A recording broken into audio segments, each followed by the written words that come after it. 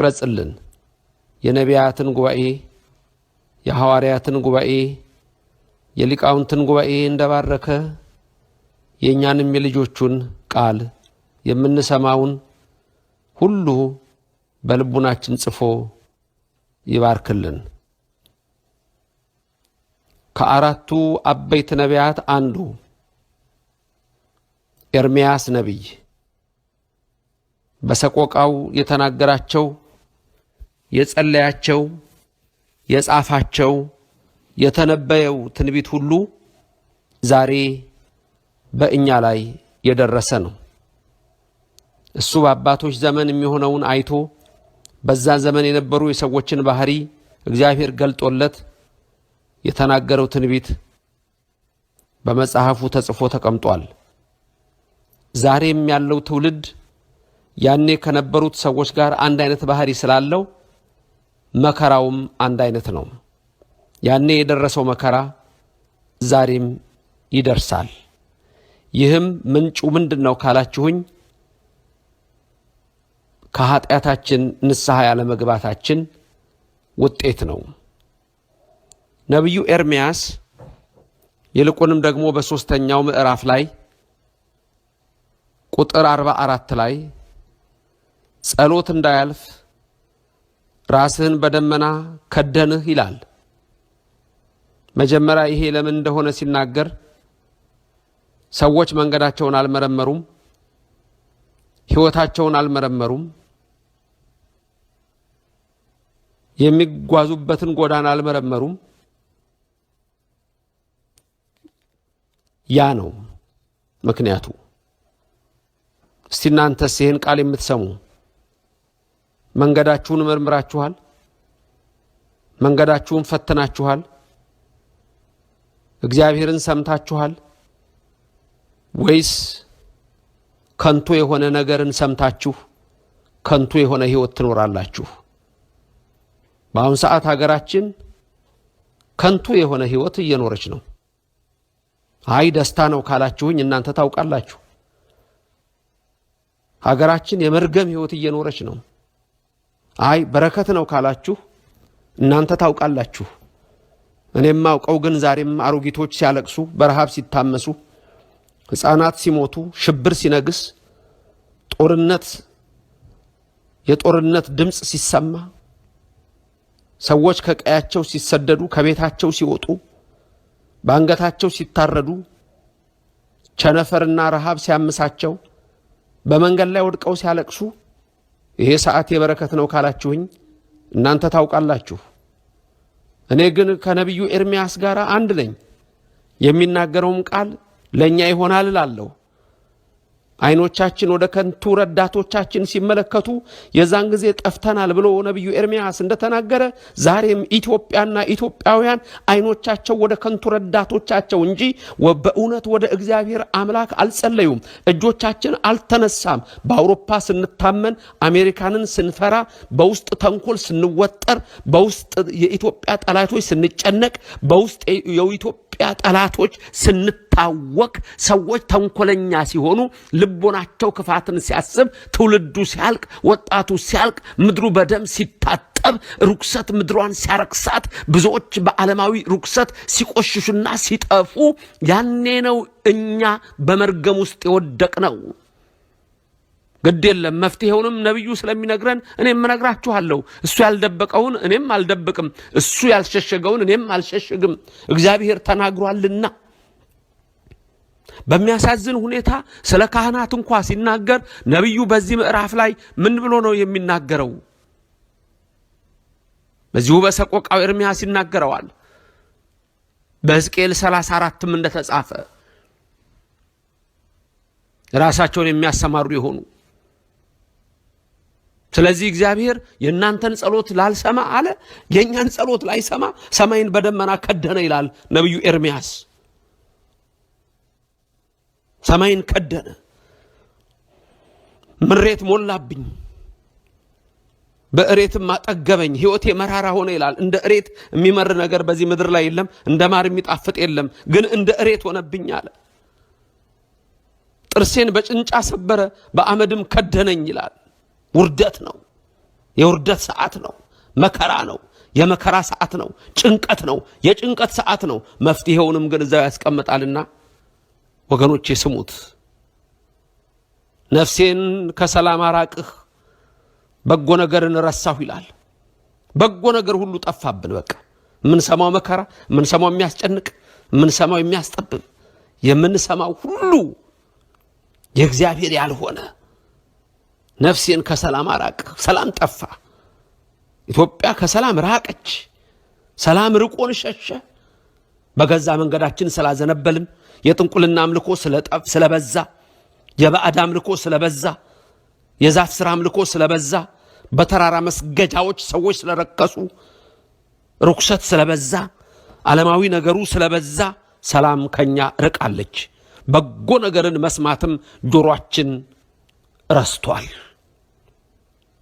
ነብዩ ግን ይናገራል። የሚያሳዝን ቃል ነው የሚለው። እኔም ኃይሌ ከእግዚአብሔር ዘንድ ያለው ተስፋዬ ጠፋልሁ ይላል። እስከዚህ ደረጃ እንደርሳለን። እግዚአብሔር ረሳን እስከምንል እኛን ግን የረሳ ነው።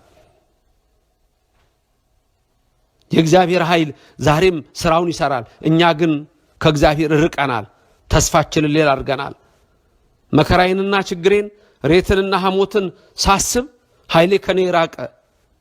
የእግዚአብሔርን በረከት ከኔ ራቀ። ነፍሴ እያሰበችው በውስጤ ፈዘዘች። አሁን እግዚአብሔርን ያስባል፣ እግዚአብሔርን ይማጸናል። ይህችን በልቤ ያኖራለሁ፣ ስለዚህ ይታገሳለሁ ይላል ነቢዩ ኤርምያስ። ዛሬም ከኛ ትዕግስት ነው የሚጠይቀው። ምእመናን በምትሰሙት ነገር፣ በምታዩት ነገር፣ በሚያስጨንቀው ነገር፣ በሚያውከው ነገር፣ አዎ ሞት ከቦናል። ወደ አዳራሻችን ገብቷል። ቸነፈር ገብቷል። ረሃብ ገብቷል። ስቃይ በስቷል። በዚህ ውስጥ ግን ነፍሴ በውስጤ እያሰበችው አምላኬን ፈዘዘች። እታገሰዋለሁ፣ እጠብቀዋለሁ ይላል። እግዚአብሔርን ብቻ እንጠብቅ። ልንገራችሁ፣ እግዚአብሔርን የሚጠብቅ ሰው አያፍርም። እግዚአብሔርን ተስፋ እናድርግ። እግዚአብሔርን ተስፋ የሚያደርግ ሰው አይዋረድም፣ ቀና ይላል እንጂ። ስለዚህ የዘነጋነው እሱን ነው። በሰው ኃይል የታመናችሁ፣ በሰው ጥበብ የታመናችሁ አሁንም አስተውሉ። እግዚአብሔር የማስተዋል ጊዜ ይሰጠናል። እንደውም ከፈለጋችሁ ይላል ከዚህም በላይ እኮ ሊሆን ይችላል አለ ኤርምያስ ሲናገር ነብዩ። ከዚህም በላይ እኮ ሊሆን ይችላል አለ። ያልጠፋ ነው ከእግዚአብሔር ምሕረት የተነሳ ነው፣ ርኅራሄው አያልቅምና ይላል። የማያልቀው የእግዚአብሔር ርኅራሄ ከሁላችን ጋር ይሁን። ያልጠፋ ነው ከእግዚአብሔር ምሕረት የተነሳ ነው። ያ ምሕረት በሁላችሁ ላይ ይሁን። ያ ምሕረት በሀገራችን ይሁን። ያ ምሕረት በሕዝባችን ላይ ይሁን። ስለዚህ እግዚአብሔር እነሆ እርሱ ተስፋ የሚያደርጉ ሰዎች አያፍሩም። ነብዩ ይናገራል። ነፍሴ እግዚአብሔር እድል ፈንታዬ ነው፣ ስለዚህ ተስፋ አደርገዋለሁ አለች ይላል። ነፍሴ ምን አለች? እግዚአብሔር እድል ፈንታዬ ነው፣ ስለዚህ እሱን ተስፋ አደርገዋለሁ አለች። ብዙ ሰው ነው ተስፋ የሚያደርገው። በፖለቲካ ድርጅት ተስፋ ታደርጋላችሁ፣ በፖለቲካ መሪዎች ተስፋ ታደርጋላችሁ። ስለዚህ እነሱ ይስጧችሁ፣ ዝናቡንም ያዝንቡላችሁ፣ ፀሐዩንም ያውጡላችሁ። አያችሁት ችግራችን ምን እንደሆነ? ነፍሳችን እግዚአብሔርን እያሰበች አልፈዘዘችም ገና። ምሕረቱ የማያልቀውን እግዚአብሔርን በሱ ላይ አልተማጸንም ገና። ስለዚህ የምትሰሙት ሁሉ ያስጨንቃችኋል። በቃ እግዚአብሔር እንደውም ደግሞ ጸሎታችን እንዳይሰማ በደመና ከደንከው ይላል። አያልፍም ጸሎቱ፣ እስከ ሰማይ አይደርስም። በደመና ጋረድክ፣ ራስን ከለል፣ ሸፈንህ ይላል። ለምን? የተመካነው በሌላ ስለሆነ። ስለዚህ በዚህ በኩል በሌላ ተመክቶ በዚህ በኩል እግዚአብሔር ቢሉ አይሰራም። ለሁለት ጌቶች መገዛት አትችሉም የሚለው የማቴዎስ ወንጌል ምዕራፍ 6 ቃል ትዝ ይበላችሁ። ገንዘብንም ትወዳላችሁ፣ እግዚአብሔርን ትወዳላችሁ። ከሁለት አንዱ ምረጡ። አንድ ጌታ ብዙ ሊያስተዳድር ይችላል። ብዙ ሎሌዎች ሊኖሩ ይችላል። አንድ ሎሌ ግን ለሁለት ጌታ መገዛት አይችልም። ያሚያዘዋል። ስለዚህ ምረጡ። እግዚአብሔርን እድል ፈንታዬ ነህ በሉት። ስለዚህ ነፍሴ አንተን ተስፋ ታደርጋለች በሉት። ለኢትዮጵያ ተስፋችንስ ይሁን። ለኦርቶዶክስ ልጆች ሁሉ ተስፋችንስ ይሁን። ለሁሉም ለሚማጸኑት ወገኖች ሁሉ እግዚአብሔር ተስፋችን ይሁን። እግዚአብሔር በተስፋ ለሚጠብቁት ለምትሻውም ነፍስ መልካም ነው ይላል። እግዚአብሔር ለምትለምነው ነፍስ እሱ መልካም ነው ይላል። ቅድም ግን እንደተናገርኩት ነብዩ ዋና ኃይለ ቃል አድርጎ የተናገረው በዚህ ውስጥ እግዚአብሔር አምላክን ሲያናግር ምን አለ? ጸሎታችን እንዳይሰማ ሰማይን በደመና ከደንህ ይላል። ዛሬ ለምንድነው ጸሎቴ ያልተሰማው? ለምንድነው እግዚአብሔር ያላደመጠኝ ብለን የምናስብ ሰዎች ካለን መልሱ ይሄ ነው። በሁለት ሐሳብ ላይ የሚያነክስ ሰው አይሳካለትም። ያዕቆብ ሐዋርያውም የተናገረው ይሄንን ነው። በመንታ መንገድ ላይ አታመንቱ፣ በእግዚአብሔር ብቻ ታመኑ። አሁን እኮ እኛ ትልቁ ችግራችንም እንደሆነ ልንገራችሁ፣ ግድፍ ሕሊና ከላይ ለእግዚአብሔር ነበር የሚለው የእግዚአብሔር ቃል። ቅዱስ ዳዊት ሐሳብህን ሁሉ ለእግዚአብሔር ስጥ ይላል፣ አልሰጠንም። ቅዱስ ማቴዎስ በምዕራፍ 11 ቁጥር 28 ላይ የራሱን የባለቤቱን ቃል ሲናገር ጌታችን አምላካችን መድኃኒታችን ኢየሱስ ክርስቶስ በልብ መታሰቡ በቃል መነገሩ ከፍ ከፍ ይበልና ምንድነው ያለን? እናንተ ሸክም የከበዳችሁ ወደ እኔ ኑ፣ አልሄድንም። እከሌ ይሄን ችግር ይፈታዋል፣ እነከሌ ይሄን ችግር ይፈቱታል፣ እነከሌ ለዚህ መፍትሄ ያበጃሉ፣ እነከሌ ለዚህኛው ጥሩ ሶሉሽን ያመጣሉ። ይሄ ነው ሐሳባችሁ። የነከሌ ፖለቲካ እጅግ መልካም ነው፣ እንዲህ ያደርጋል አገሪቷን። እግዚአብሔር ብቻ ነው በረከትን መስጠት የሚችለው፣ እውነተኛ ሰዎችንም ማስነሳት የሚችለው። ወገኖቼ ሁላችሁ በዚህ ወድቃችኋል፣ በዘር ወድቃችኋል፣ በጎሳ ወድቃችኋል። አብዛኛዎቹን እዚህ ውስጥ ከምትሰሙኝ ውስጥ ግማሽ በግማሹ በዘር ውስጥ የወደቀ ይሆናል፣ በጎሳ ውስጥ የወደቀ ይሆናል፣ በከንቱ ፖለቲካ የወደቀ ይሆናል፣ በረከሰ አስተሳሰብ የወደቀ ይሆናል። እግዚአብሔር ለመስማት ጊዜ የሌለዋል። እናንተ እግዚአብሔር ይባርካችሁ፣ ጊዜ እኮ ኖሯችሁ ነው ይህን ቃል የምትሰሙት። በዚህ ሰዓት እኮ ሌላ ነገር ነው የሚጎረጉረው። ምን አለ ከሌ፣ ምን ተነተነ ከሌ፣ ምን አወራ ከሌ፣ ትርጉም የሌለው። እስቲ የሚያወሩትን ዛሬ ያወሩትን ስሙና ተንታኞች፣ የፖለቲካ ሰዎች ዛሬ ያወሩትን ስሙና ወደ ኋላ 3 ወር ሄዳችሁ ስሙት። አንድ አይነት ነው። አንድ አይነት ነው። ሁሌም የሚወራው ነገር አንድ አይነት ነው። ሁሌም ይሄን ያህል ተብሎ ነው ዜናው ራሱ የሚቀርበው፣ በቁጥር ተወስኖ አንድ አይነት ነው። አንድ አይነት ነው በሁሉ ስፍራ ላይ። ስለዚህ እግዚአብሔር ሰማይን ከደነ፣ ውሸታም በዛ፣ ሐሰተኛ በዛ። መዝሙር 11 ላይ ምንድነው የሚለው? ደግ ሰው አልቋልና አድነኝ አይደል እንዴ ያለው ልበ አምላክ ዳዊት። ከንፈራቸው ሐሰት ይናገራል፣ እግዚአብሔርን አላሰቡትም አይደል እንዴ የሚለው። ስለዚህ እግዚአብሔር ነብዩ ኤርሚያስ እንደሚነግረን በሰቆቃ ኤርሚያስ ምዕራፍ 3 ላይ እግዚአብሔር ሰማይን ከደነ ነው ያለው። በቃ ከደነው። ጸሎት አያልፍም፣ ተከድኗል። ልብ ስላልተስተካከለ አፍ ብቻ ስላመለከው ጌታን ዞር በላለ። በከንፈሩ ያመልከኛል ይሄ ዞር በላለ። በከንፈሩ ነው የሚያመልከኝ፣ ልቡ ግን ከኔ የራቀ ነው አለ። ወግዱ አለ። ያውቃል እሱ፣ ሁሉን የሚያውቅ ነው፣ ሁሉን የሚመረምር ነው። ምን የሚሳነው ነገር አለ? ስለዚህ መፍትሄውን ሲያስቀምጥ ያ ታላቁ ነቢይ ኤርሚያስ በሰቆቃው ምን አለ? መንገዳችንን እንመርምርና እንፈትን አለ። ሰቆቃ ኤርሚያስ 3:40 ወደ እግዚአብሔር እንመለስ፣ መርምረን ነው ፈትነን ነው። አያችሁ፣ ልባቸው ለቀና በአንድ ቀን ይችላል። እግዚአብሔር እኮ በአንድ ቀን ይችላል። ሁሉ ግን በገዛ መንገዱ አዘንብሎ፣ ጳጳሱ በገዛ መንገዱ አዘንብሎ በጎሳ፣ መነኩሴው በገዛ መንገዱ አዘንብሎ በጎጥ፣ ህዝቡ እንደዛ ሆኖ እንዴት አድርጎ ነው እግዚአብሔር የሚሰማው? ኧረ እንደውም ያልጠፋ ነው ከእግዚአብሔር ምሕረት የተነሳ ነው ወገኖቼ። ቸርነቱ ስለማያልቅ፣ ርኅራኄው ስለማያልቅ፣ ምሕረቱ ስለማያልቅ እኮ ነው እንደውም እዚህ የደረስ ነው። በድለናል፣ አምፀናል፣ አንተም ይቅር አላልህም። ስለበደልንህ ይቅርም ስላላልከን፣ ለምን ንስሐም ስላልገባንና ልባችንን በሙሉ ወደ አንተ ስላላደረግን። ስለዚህ ልባችንን ከእጃችን ጋር በሰማይ ወዳለው ወደ እግዚአብሔር እናንሳ። ሰማችሁት? መፍትሄው ነው። ልባችንን ከእጃችን ጋር በሰማይ ወዳለው ወደ እግዚአብሔር እናንሳ። በቁጣ ከደንህን፣ አሳደድከንም፣ ገደልከን፣ አልራራህምና ይላል። የሥራችን ውጤት ያመጣብንን እንጂ ኧረ ያልጠፋ ነው ከእግዚአብሔር ምሕረት የተነሳ ነው። ጸሎት እንዳያልፍ ራስህን በደመና ከደንህ አለ። ሰቆቃ ኤርምያስ ምዕራፍ 3 ቁጥር 44። በአሕዛብ መካከል ጉድፍና ውዳቂ ያደረግከን። አሕዛብ ይሳለቁብናል ዛሬ። የውጭ አሕዛብ ዛሬ ይቀልዱብናል። የውስጥ አሕዛብም መናፍቃንም ይቀልዳሉ። የታለ አምላክ? የታለ የታቦቱ ኃይል? የታለ የምትመኩባት ድንግል ማርያም እያሉ አሕዛብ ይቀልዱብናል። የውጭ ሰዎችም ይቀልዱብናል። ለምን? ራሳችን በራሳችን ባመጣነው ርኩሰትና ኃጢአት። ወደሽ ከተደፋሽ ቢረግጡሽ አይክፋሽ። የአባቶች ተረት የእናቶች ተረት ነው። እግዚአብሔር ሰማዩን ከደነው፣ በደመና ከደነ፣ ጸሎት እንዳያልፍ። ጠላቶቻችን ሁሉ አፋቸውን አላቀቁብን። ድንጋጤና ቁጣ፣ ጥፋትና ቅጥቃጤ ሆነብን። ይኸው ዛሬም ቅጥቃጤ ነው፣ ዛሬም ሞት ነው። እስቲ አስቡት። በወሎ ያሉ እናቶችን አስቧቸው። በትግራይ ያሉ ምስኪን እናቶችን ሕፃናትን አስቧቸው። በጎንደር ያሉ ምስኪን እናቶችን ሕፃናትን አስቧቸው። በወለጋ ያሉ ምስኪን ሕፃናትን አስቧቸው። ነገ ገና በሐረር፣ ነገ ገና በአርሲ፣ ነገ ገና በጅማ፣ ኧረ በሁሉም ስፍራ አስቡት። ኧረ በቃ ይበለን፣ እንመለስ ወደ እግዚአብሔር። ከንቱ የሆነው የምድር አስተሳሰብ አይግዛን፣ የሰማዩ አምላክ ይግዛን። ከንቱ የሆነው የምድር ፖለቲካ አይግዛን፣ የእግዚአብሔር ቃል ይግዛን። ለዚህ እኮ ነው መፍትሄ ያጣ ነው። ልባችን ከእጃችን ጋር ወደ ሰማይ አልተነሳም። ስለዚህ እግዚአብሔር ሰማይን ከደነ። ኧረ እንደውም ያልጠፋ ነው ከእግዚአብሔር ምሕረት የተነሳ ነው።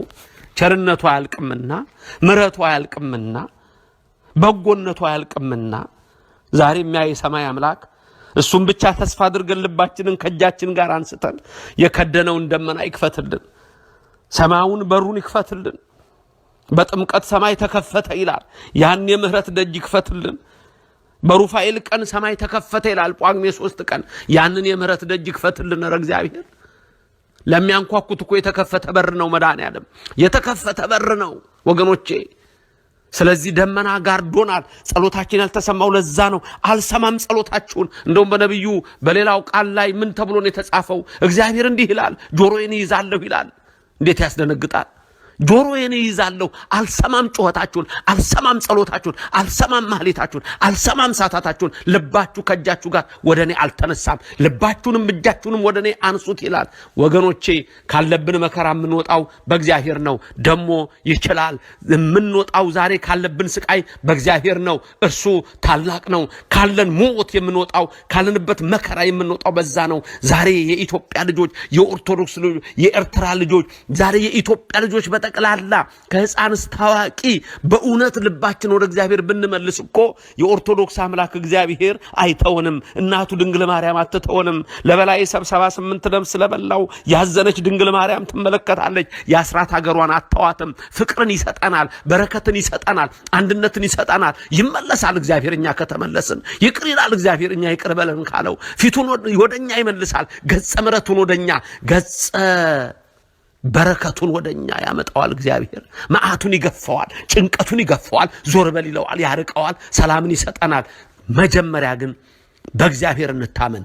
በሰው ሳይሆን፣ በፖለቲካ ሳይሆን፣ በተራ አስተሳሰብ ሳይሆን በእግዚአብሔርና በወንጌሉ በእግዚአብሔርና በቃሉ ከተማጸንን እግዚአብሔር ድንቅ አምላክ ነው። ሁሉን ማድረግ የሚችል አምላክ ነው። አዎ ጸሎት ላይ ሰማ ደመናን ዘጋ። ይቅር በለን ካልን ግን ይከፍተዋል። የደመናውን በር ከፍቶ ጸሎታችን ወደ ሰማይ እንዲገባ ያደርጋል። ለዚህም እመቤታችን ትርዳን። ለዚህም ምሕረት ሳያገኝ ከተንበረከከበት የማይነሳ የሊቀ መላእክት ጥበቃ ከኛ ጋር ይሁን። ለዚህም የዮሐንስ መጥምቀ መለኮት በረከት ከኛ ጋር ይሁን። ለዚህም የቅዱስ ማርቆስ ወንጌላዊ በረከት ከኛ ጋር ይሁን። አባቶቻችን ያሰበኛን የሚያስበን በቃ ብሎ ሰማዩን ይክፈትልን፣ ደጁን ይክፈትልን፣ ይቅር በለን ራራልን እንበለው። እግዚኦ መሐረነ ክርስቶስ ብለን ከልባችን።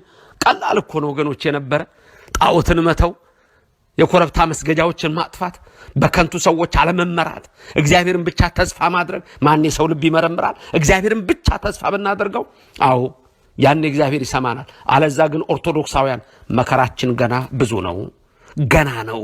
ከተመለስን ግን እንደ ነነዌ ሰዎች እሳቱን ከሰማይ ገፎ ያሳየናል። የነነዌን ሰማይ በእሳት ነበር የዘጋው። በእሳት ደመና ሊወርድ ነበር፣ ሊዘንብ ነበረ።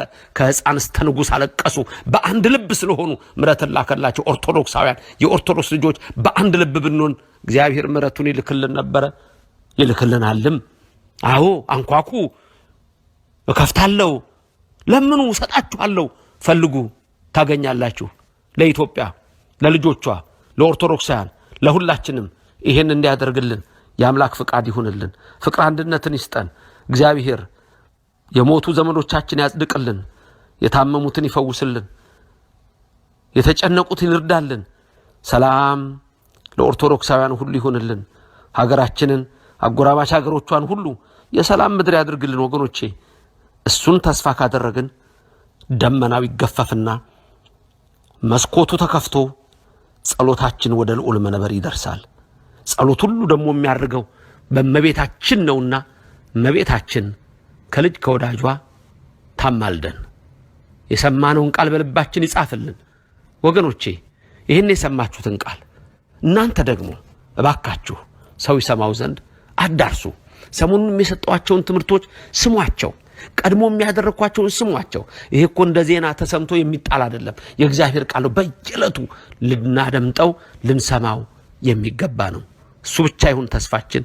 ወደ እሱ እንመለስ። ምሕረት ቸርነቱን ይላክልን። አሜን።